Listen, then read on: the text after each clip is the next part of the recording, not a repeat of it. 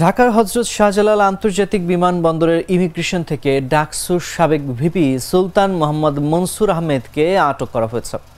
সোমবার সকালে কানাডা থেকে ঢাকা বিমানবন্দরে নামলে তাকে আটক করা হয়। ডিএমপির ডিবি প্রধান রেজাউল করিম মল্লিক বলেন, কিছু অভিযোগের কারণে জিজ্ঞাসাবাদের জন্য ইমিগ্রেশন থেকে তাকে আটক করা হয়েছে। আমরা তাকে জিজ্ঞাসাবাদ করব এবং কোথাও কি অভিযোগ আছে তা যাচাই বাছাই করব। এরপর আইনগত পদক্ষেপের সিদ্ধান্ত নেওয়া হবে বলেও জানান রেজাউল করিম মল্লিক।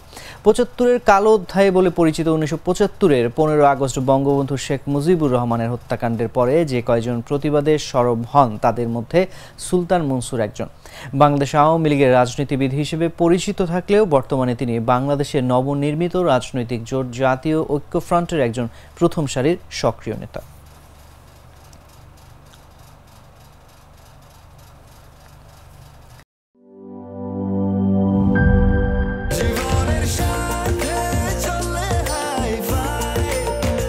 স্বাস্থ্যকর অল টাইম ফ্যামিলি কেক, সব সময় অল টাইম হেলদি লাইফ।